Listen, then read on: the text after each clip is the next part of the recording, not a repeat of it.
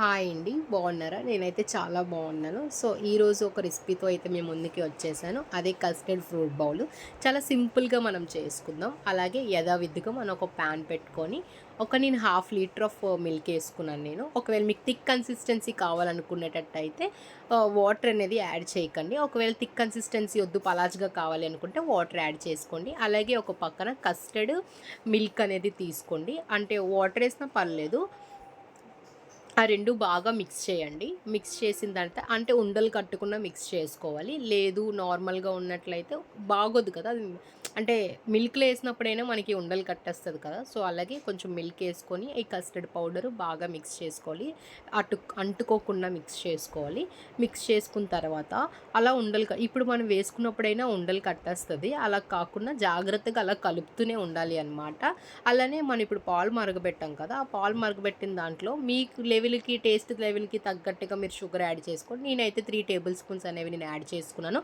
అలాగే ఒక 15 నిమిషాల నుంచి 10 నిమిషాల వరకు మరగబెట్టాలి. మరగబెట్టిన తర్వాత ఆ షుగర్ ఏసాం కదా! బాగా షుగర్ ఏసిన తర్వాత ఒక 5 నిమిషాల పాటు మనం మరగబెట్టుకోవాలి. అలాగే ఏదైతే మనం ఈ కస్టర్డ్ పౌడర్ అనేది పక్కన పెట్టామో, ఆ కస్టర్డ్ పౌడర్ అనేది కూడా మనం పాలల్లో ఏసేసుకోవాలి. ఏసేసుకొని చాలా ఏ ఉండలు కట్టకుండా అలా మిక్స్ చేసుకోవాలి. అలా మిక్స్ అయిన తర్వాత నేను చెప్పాను కదా! మీకు ఒకవేళ థిక్ కన్సిస్టెన్సీ కావాలనుకుంటే మిల్క్ యాడ్ చేయకండి. లేదు అనుకునేటట్టయితే యాడ్ చేయండి అని చెప్పేసి. సో, అలాగే నాకు థిక్ కన్సిస్టెన్సీ వద్దు. కొంచెం లిక్విడ్‌లా తాగుతారని చెప్పేసి అలాగా చేశాను. ఒకవేళ మీకు థిక్ కన్సిస్టెన్సీ అయితే మిల్క్ అనేది తగ్గించుకోండి. అలాగే అదే ఒక 10-5 మినిట్స్ అనేది బాగా మరిగిన తర్వాత అలా స్టవ్ ఆఫ్ చేసుకొని ఫ్రిడ్జ్‌లో పెట్టుకోండి. అలానే ఒక పక్కన మనం కట్ చేసుకున్న ఫ్రూట్స్ అనేవి యాడ్ చేసుకోవాలి. నేనైతే నా దగ్గర ఉన్న ఫ్రూట్స్ అయితే నేను యాడ్ చేసుకున్నాను. Grapes, banana, papaya, apple, pomegranate అనేవి నా దగ్గర ఉన్నాయి. ఏవైతే ఫ్రూట్స్ ఉన్నాయో అవే నేను యాడ్ చేసుకున్నాను. అలానే ఇవి కస్టర్డ్ పౌడర్‌లో ఏవైతే ఈ ఫ్రూట్స్ ఉన్నాయో ఆ ఫ్రూట్స్ అన్నీ యాడ్ చేసుకొని మిక్స్ చేసుకొని తింటే చాలా బావుంటది. ఒకసారి మీరు ట్రై చేయండి.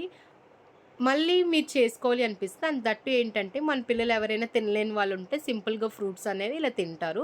ఎందుకంటే చాలా టేస్టీగా ఉంటది. చాలా సింపుల్‌గా ఉంటది. ఒకసారి మీ ఇంట్లో కూడా ట్రై చేయండి. ట్రై చేసి కామెంట్ బాక్స్‌లో కామెంట్ చేయండి. ఇది చాలా సింపుల్ కూడా. అలానే హెల్తీ కూడా. అంటే నేను వీక్లీ 2 టైమ్స్ అయితే ప్రిఫర్ చేయగలను. డైలీగా పెట్టినా సరే చిన్న పిల్లలకి కఫం పట్టేస్తది. సో, నేనైతే డైలీ అనేది ప్రిఫర్ చేయను. వీక్లీ 2 టైమ్స్ ఆర్ 1 టైమ్ తింటే సరిపోతది.